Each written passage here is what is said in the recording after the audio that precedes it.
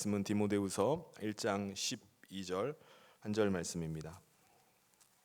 우리 같이 한 목소리로 봉독하겠습니다. 시작.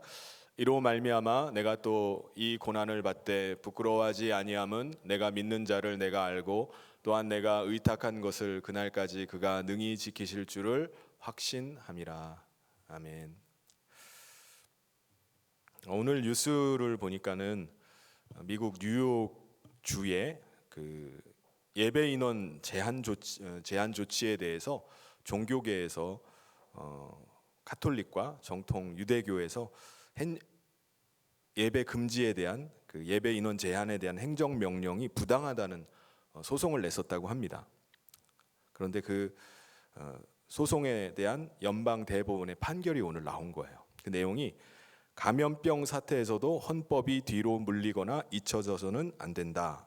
예배 참석 규제는 종교의 자유를 보장한 수정헌법 제1조를 위반한 것이다 라는 판결이 내려졌습니다. 뉴스에 보니까는 트럼프 대통령이 판결이 나온 다음에 바로 트위터에다가 즐거운 추수감사절이라는 트윗을 남겼다고 합니다.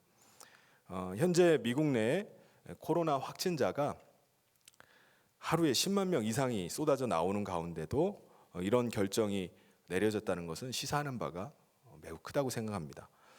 얼마 전 그 연방 대법원에 우파 대법관이 한 명 더 들어가게 되면서 연방 정부의 기울기가 좌파에서 우파로 이렇게 기울었구나라는 것도 알게 되지만은 이제 더 이상 코로나를 빌미로 정치 방역에 동의하지 않겠다라는 것을 의미합니다.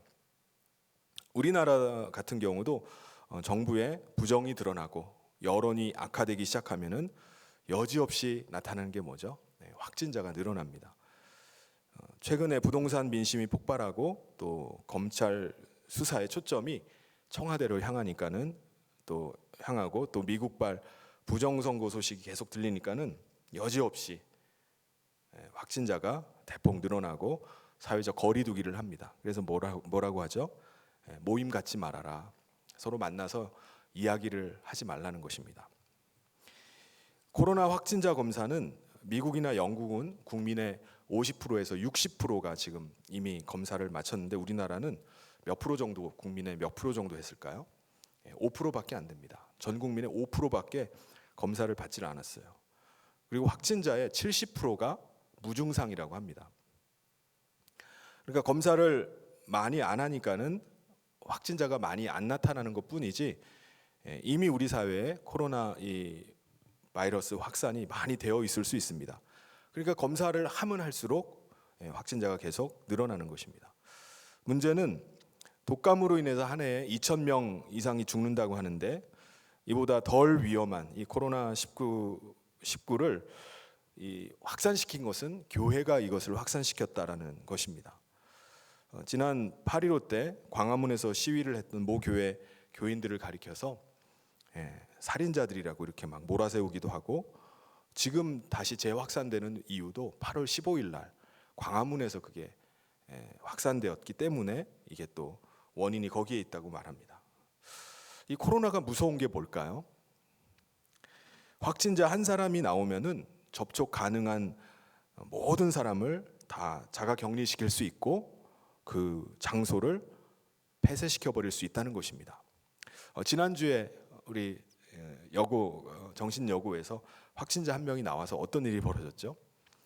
주일날 1학년, 2학년 교직원 모두를 다 집합을 시켰어요. 아침 9시부터 800여 명을 다 확진자 검사를 하는 겁니다. 밥도 못 먹어요. 꼼짝 못하고 그 안에서 계속 대기를 해야 됩니다. 오후 4시, 5시가 될 때까지 검사가 끝날 때까지 꼼짝없이 교실에 갇혀가지고 그 검사를 모두 받아야 됐습니다. 확진자 한 사람이 나옴으로 인해서 발생하게 되는 그 피해가 여파가 너무나 큽니다. 그래서 그게 무서운 겁니다. 코로나에 걸리면은 죄인 아닌 죄인이 되어버리는 거예요. 이 병이 무서운 게 아니라 코로나로 인해서 사람들에게 미치는 그 피해 이런 것으로 인해서 느끼게 되는 그런 죄책감 그런 것들이 더 무서운 것입니다. 어쨌든 교회가 많은 사람들의 비난이 대상이 되어버렸습니다. 그리고 그리스도인이라고 말하는 것조차도 사람들에게 부끄러운 일이 되어버렸습니다. 믿지 않는 친구나 가족들이 교회 가면 무슨 전염병이라도 걸리는 것처럼 기겁을 하고 비난을 합니다. 이런 상황 속에서 우리가 뭔가를 변명하고 또 항변하는 것조차 아주 몰상식한 걸로 여겨집니다. 몰상식한 사람, 광신적인 사람, 국민 보건 기본도 모르고 기본을 국민 보건을 해치는 사람, 이런 사람으로 치부를 당하기가 쉽습니다. 우리 믿는 자에게 있어서는 어쩌면 지금 이 시기가 정말 큰 신앙의 고비의 시간입니다. 고난의 시간입니다.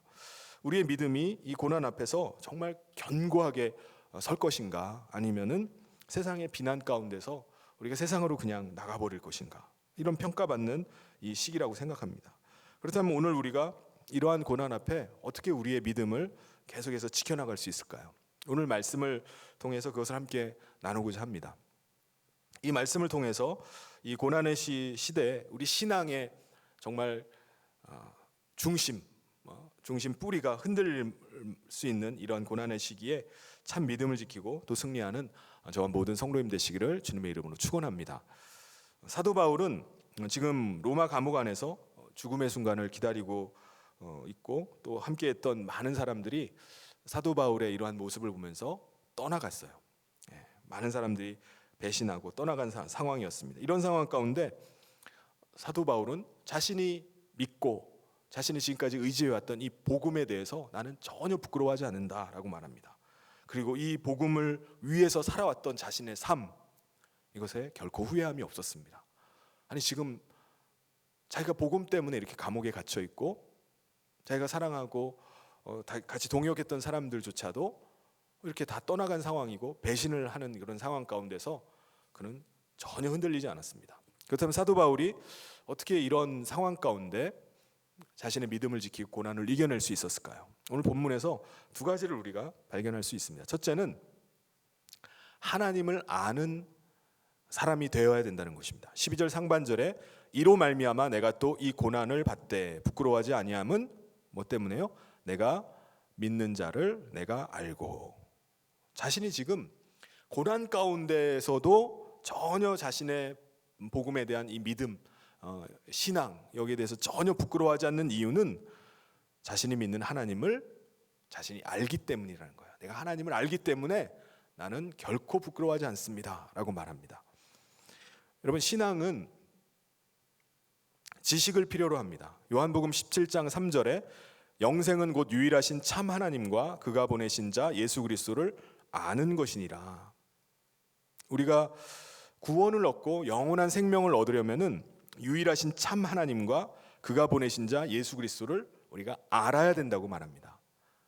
알아야 된다. 우리가 아무리 이 세상에 많은 학문을 공부하고 또 세상의 지식을 많이 가지고 있다 할지라도 유일하신 참 하나님과 그가 보내신 자 예수 그리스도를 알지 못하면은 그 세상에 그 많은 지식이 아무 의미가 없는 것입니다. 헛된 지식일 뿐입니다. 그러므로 우리가 반드시 알아야 되는 것은 바로 하나님이에요. 하나님을 알아야 됩니다. 하나님을 아는 것보다 이 세상에 더 중요한 지식은 없습니다. 우리가 하나님을 알아야 고난을 받아도 부끄러워하지 않을 수 있고, 하나님을 알아야지 우리가 이 고난을 넉넉히 이길 수 있는 것입니다. 여러분, 왜 우리가 신앙생활 하는 가운데 우리가 위축되고 또 적당하게 자꾸 타협하려고 하게 되죠? 그 이유는 간단합니다. 우리가 믿는 하나님을 우리가 바로 알지 못하기 때문에 그래요. 우리가 하나님을 알았다면 넘어지지 않을 겁니다. 우리가 하나님을 정말 알았다면 다른 길로 가지 않고 정말 이 길이 복된 길이다, 이 길이 생명의 길이다 하고 그 길로 갔을 거예요. 그런데 하나님을 모르기 때문에 죄악된 길로, 엉뚱한 길로 가버리는 겁니다. 하나님을 모르기 때문에 진노받는 길로, 심판당하는 길로, 저주받는 길로 가버리는 것입니다. 호세아 선지자가 이렇게 말했습니다. 호세아 4장 6절에 내 백성이 지식이 없으므로 망하는도다. 내가 지식을 버렸으니 나도 너를 버려 내 제사장이 되지 못하게 할 것이요 내가 내 하나님의 율법을 잊었으니 나도 내 자녀를 잊어버리리라. 우리가 연약해서 넘어질 때가 있습니다. 그럴 때면은 사탄이 여지없이 와서 우리를 참소합니다. 뭐라고 참소할까요? 내가 그토록 죄악을 저지르고도 너가 하나님의 자녀라고 말할 수 있어? 이렇게 참소합니다. 이렇게 참소하면은 하나님을 모르는 사람은, 하나님을 아는 지식이 없는 사람은 어떻게 반응하죠? 그래, 맞아. 이렇게 살면서 내가 하나님의 자녀라고 내가 어떻게 말할 수 있겠어? 그냥 이왕 망가진 거 될 대로 되라는 식으로 그냥 막 살아버리는 겁니다. 사탄이 참소하면은 거기에 대해서 반응을 그냥 인정하고 그 참소대로 그냥 자기를 저주받은 삶으로 그냥 가버리는 거예요. 사탄의 그 말 한마디에 그냥 멸망의 길로 같이 따라가 버리는 것입니다. 반대로 하나님을 아는 지식이 있는 사람은 어떻게 반응할까요? 너가 그래가지고도 너 하나님의 자녀라고 말할 수 있어? 라고 말하면은 내가 죄로 인해서 넘어졌구나, 내가 죄 가운데 빠졌구나, 그런데 내가 그리스도의 피를 의지해서 회개할 때 하나님께서 나를 의롭다고 하시는데 너는 누구냐? 누가 나를 정죄하랴? 저리 꺼져라. 우리가 사탄이 우리를 아무리 참소한다 해도 우리 하나님을 아는 사람은 말씀으로 사탄의 참소를 물리치는 것입니다. 그러므로 하나님을 아는 지식이 만약에 우리 가운데 없다면은 우리는 망하는 것입니다. 지식이 없어서 망하는 것입니다. 그런데 망하는 사람들을 보면은 자기가 왜 망했다고 하죠? 자영업을 하다가 문을 닫게 된 분이 왜 망했다고 하죠? 경기가 안 좋아서 망했다고 합니다. 운이 없어가지고 내가 뭔가를 했는데 그게 제대로 안 돼가지고 운이 없어서, 운빨이 없어서, 또 부모를 잘못 만나서, 친구를 잘못 만나가지고 내가 망하게 됐다고 말합니다. 일면 그게 이유가 될 수도 있어요. 그런데 정말 사람이 망하는 이유는 뭐냐? 경기가 어려워서, 운이 안 좋아서, 누군가를 잘못 만나서가 아니라 진짜 망하는 이유는 하나님을 모르기 때문입니다. 모르기 때문에 망하는 겁니다. 출애굽 당시에 애굽 왕 바로의 마음이 굉장히 강팍했다고 이렇게 성경에서 말합니다. 이 사람이 계속 마음을 바꿔요. 왜 이렇게 마음이 강팍하죠? 자기가 말해요. 난 하나님을 모른다. 난 하나님을 모르기 때문에 이렇게 한다고 말합니다. 출애굽기 5장 2절에 바로가 이르되 여호와가 누구이기에 내가 그의 목소리를 듣고 이스라엘을 보내겠느냐? 나는 여호와를 알지 못하니 이스라엘을 보내지 아니하리라. 하나님을 모르기 때문에 자기가 겁도 없이 지금 이스라엘 백성들을 지금 붙잡고 있는 겁니다. 노예 삼고 있는 겁니다. 여러분, 이스라엘 백성들이 이제 가나안 땅에 들어간 다음에 그곳에서 태어난 후세대들이 있어요. 이제 가나안 땅에서 태어난 사람들, 그 다음 세대들이 여호와가 누구시냐라고 말하는 다른 세대가 되어버렸다고 말합니다. 다음 세대들이 하나님을 모르는 거예요. 하나님이 도대체 누구시냐라고 말합니다. 출애굽을 경험했던 이 사람들은 하나님이 누구신지를 경험해서 알아요. 그래서 다음 세대들은 하나님을 몰라요. 그래서 그들은 하나님이 도대체 누구시냐, 하나님을 알지 못하기 때문에 그렇게 얘기를 합니다. 사사기 2장 10절에 그 세대의 사람도 다 그 조상들에게 돌아갔고 그 후에 일어난 다른 세대는 여호와를 알지 못하며 여호와께서 이스라엘을 위하여 행하신 일도 알지 못하였더라. 어떻게 해서 다른 세대가 돼버린 거죠? 하나님을 알지 못하기 때문에 영 다른 세대가 돼버린 것입니다. 여러분, 엘리 제사장에게는 두 아들이 있었어요. 두 아들이 제사장이었음에도 불구하고 이들은 불량한 사람들이었습니다. 그리고 두 아들로 인해서 엘리 제사장 가문이 저주를 받게 됩니다. 사무엘상 2장 12절에 보면 엘리의 아들들은 행실이 나빠 여호와를 알지 못하였더라. 제사장의 아들이 제사장인데 제사장들이 어떻게 여호와를 알지 못했을까? 이 홈니와 비느하스는 제사장의 아들로 태어나서 자기들도 제사장이 됐어요. 일찍이 신앙교육을 받고 제사장의 일을 하면서 자라나게 됩니다. 그럼에도 불구하고 그들은 하나님을 알지를 못했어요. 그들은 제사장이 되어도 하나님을 모르니까는 하나님 앞에 제사하면서 하나님을 멸시하는 겁니다. 재물을 빼돌리고요. 수종드는 여인들을 겁탈을 하고 함께 동침을 하고 도덕적으로 타락합니다. 왜 그러냐? 제사장 가문에서 태어나서 어려서 제사장이 하는 일들은 신앙교육은 받아서 하나님에 관해서 제사 드리는 일에 대해서는 잘 알아요.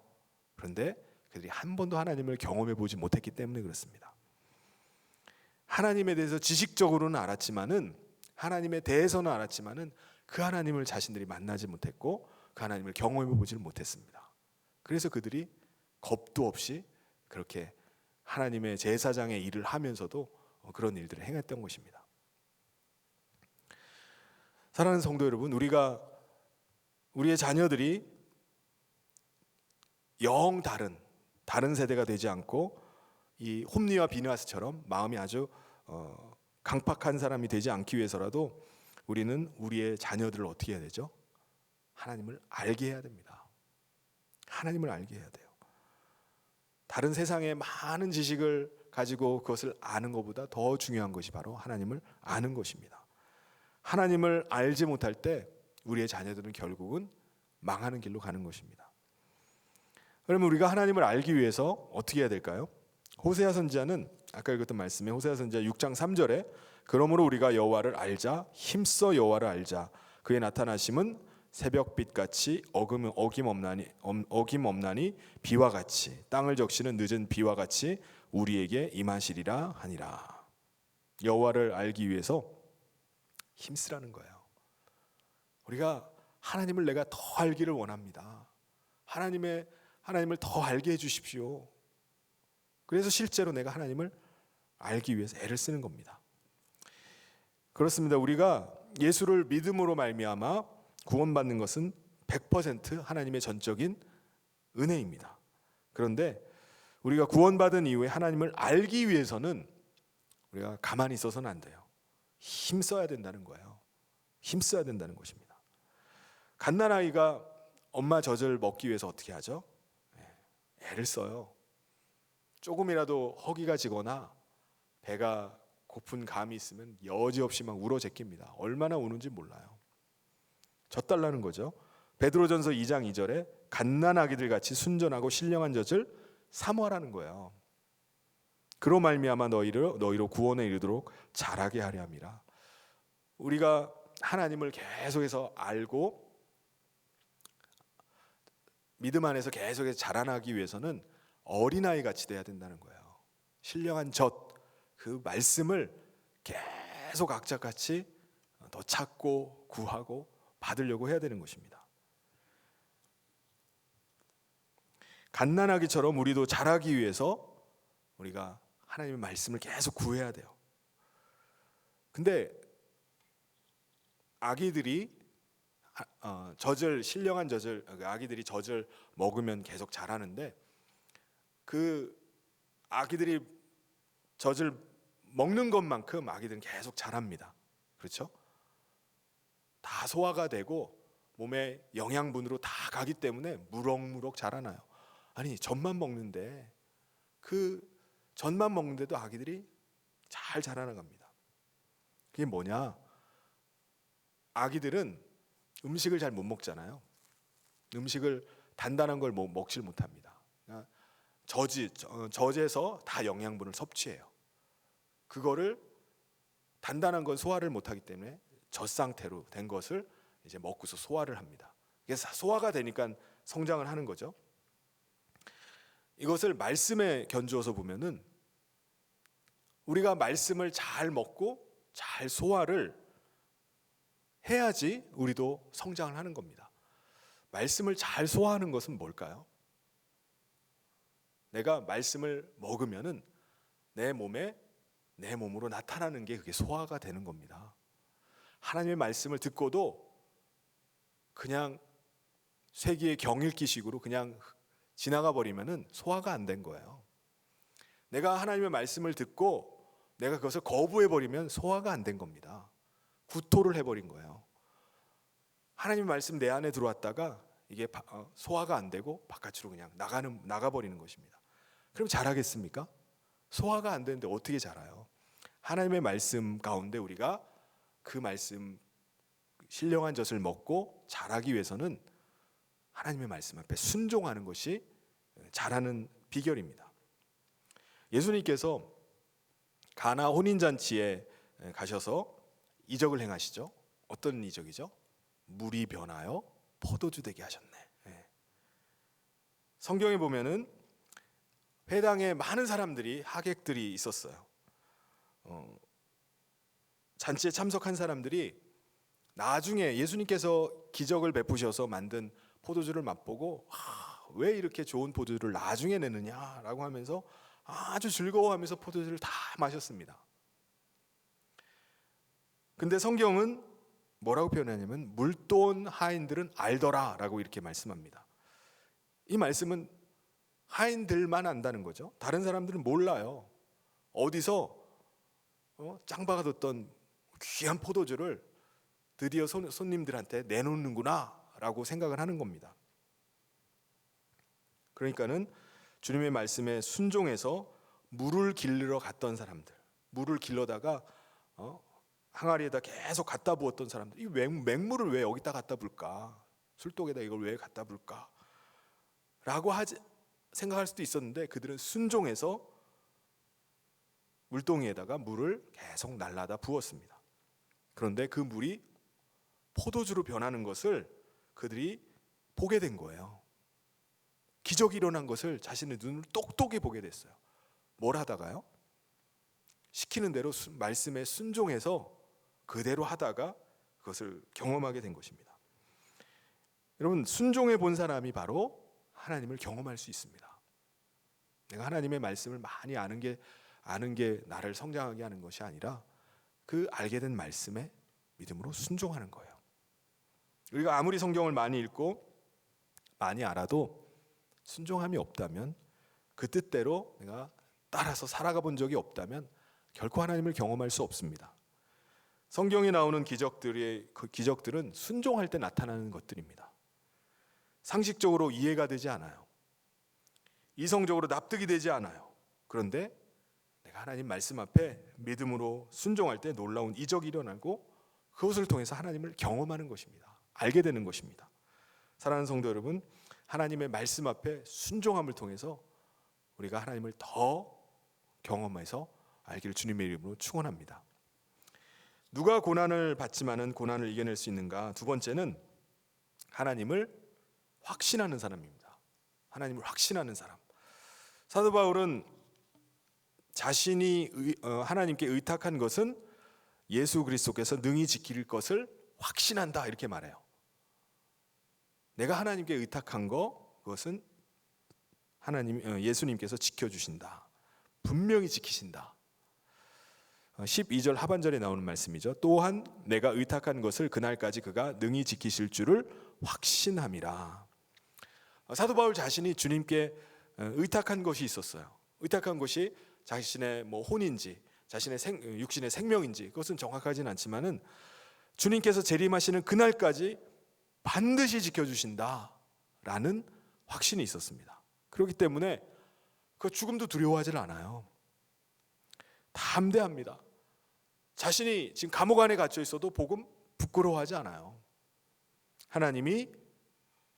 주님이 다시 오시는 그날까지 나를 지켜주실 것을 믿는 확신 가운데 있었기 때문입니다. 이 확신이 있으니까는 두려워하지도 부끄러워하지도 않아요. 사람들이 조롱한다 할지라도 조롱이 부끄럽지가 않습니다. 고난을 이겨낼 수 있었습니다. 사도 바울은 특별히 하나님의 그 신실함에 대한 확신이 있었어요. 그래서 그가 빌립보 감옥에서 교회 성도들에게 편지하면서도 이렇게 보냅니다. 빌립보서 1장 6절에 너희 속에 착한 일을 시작하신 이가 그리스도 예수의 날까지 이루실 줄을 우리가 확신하노라. 사도 바울은 신실한 하나님은 어떤 일이 있어도 하나님이 말씀하신 것은 하나님이 그 약속을 반드시 지키신다는 것을 확신했습니다. 이게 머리로 아는 것이 아니라 자신이 다메섹 도상에서 주님 만난 이후에 그때부터 그의 일생을 주님이 계속해서 함께 하시고 약속하신 것을 신실하게 행하시는 것들을 자신의 삶의 경험을 통해서 그가 터득하게 된 거예요. 하나님은 정말 약속에 신실하신 분이시구나. 하나님이 말씀하신 것에 대해서는 하나님은 반드시 지키시는 분이구나. 내가 어떤 고난에 처해 있다 할지라도 하나님의 약속의 그 말씀은 변함이 없구나, 유효하구나 라는 것을 그가 경험했던 것입니다. 예를 들어 사도행전 27장에 보면은 사도 바울이 로마에서 로마 가이사의 법정에 가서 재판을 받기 위해서 압송을 해 가는 내용이 나옵니다. 그는 이제 죄수의 신분이 되어서 275명과 함께 배를 타고 이제 항해를 하게 돼요. 그러다가 유라굴로라는 그 광풍을 만나게 되죠. 이 광풍은 말 그대로 미친 바람이었습니다. 사흘 동안 햇빛이 전혀 나오지 않을 정도로 계속되는 풍랑이 일었어요. 사흘 동안 사투를 벌이느라고 아무것도 먹질 못했습니다. 사람들은 기진맥진했어요. 배는 이제 가라앉을 위기 가운데 사람들은 마지막으로 배 위에 있던 것들을 모두 다 내던졌어요. 배를 가볍게 해야지 이게 뜨기 때문에 다 던지게 됩니다. 사람들은 이제 우리는 살아날 여망이 없다라고 자포자기하게 됩니다. 모든 노력을 다 했는데 살아날 기미가 안 보여요. 풍랑이 좀 잠잠해져야 되는데 잠잠해지질 않는 것입니다. 너무나 지쳐서 못 먹고 힘든 가운데 초죽음이 됐어요. 그러면서 죽음의 순간만을 기다리는 겁니다. 될 대로 되라. 그런데 같은 배에 타고 있었던 사도 바울이 어떻게 하죠? 갑판 위로 올라가더니 아주 유명한 말씀을 합니다. 사도행전 27장 24절부터 25절에 바울아 두려워 말라, 내가 가이사 앞에 서야 하겠고 또 하나님께서 너와 함께 행선하는 자를 다 내게 주셨다 하였으니 그러므로 여러분이여 안심하라, 나는 내게 말씀하신 그대로 되리라고 하나님을 믿노라. 하나님께서 자기에게 말씀해 주신 그 말씀을 듣고 확신에 차서 사람들에게 말하는 거예요. 이제 죽음의 공포 앞에 두려워 떨고 있는 사람들에게 두려워하지 마십시오. 모두 다 살게 됩니다. 한 사람도 죽지 않습니다. 왜 그렇죠? 주님이 자기에게 말씀해 주신 그 말씀을 확신했기 때문에 그래요. 내가 가이사 앞에 서야 하겠구나. 그렇기 때문에 여기 있는 모든 사람들이 다 살겠구나. 하나님께서 내게 맡겨주신 그 사명 감당하기 전까지는 하나님이 나를 절대로 먼저 불러가지 않겠구나. 그러므로 여기에 있는 사람들도 다 사는구나. 여러분, 나 때문에 다 살게 될 겁니다. 하나님이 나를 가이사 앞에 서게 될 것이라고 말씀하셨습니다. 그 확신 가운데 담대하게 말하는 겁니다. 실제로 어떻게 됐죠? 그 배에 타고 있던 사람들이 다 살게 됐습니다. 그러면서 사도 바울이 마지막으로 한 말이 27장 25절에 그러므로 여러분이여 안심하라, 나는 내게 말씀하신 그대로 되리라고 하나님을 믿노라. 이게 중요합니다.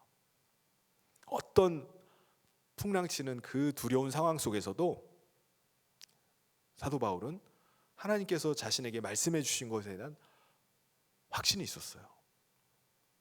이게 바울이 가졌던 확신입니다. 여러분, 확신이 뭐죠?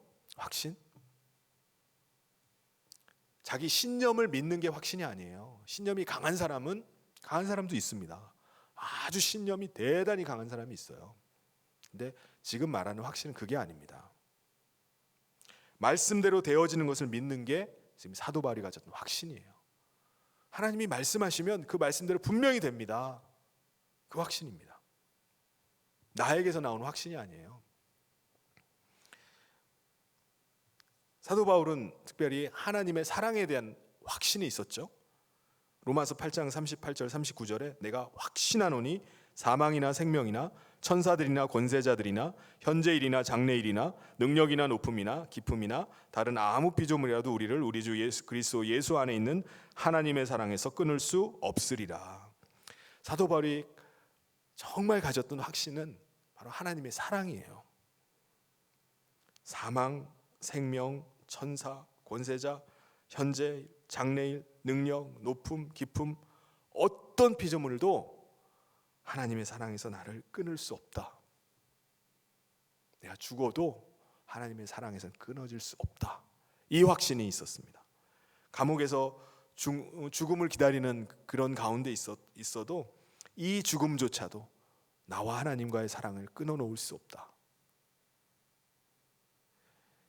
여러분, 우리의 신앙은요, 확률이 아니라 확신입니다. 확신. 우리에게 필요한 것은 확신이에요. 확률적으로 몇 번, 얼마 정도의 확률로 이게 되느냐, 그게 아니라 확신입니다. 하나님께서 말씀하시면 반드시 된다. 그 확신입니다. 이 확신이 고난을 이기게 한 겁니다.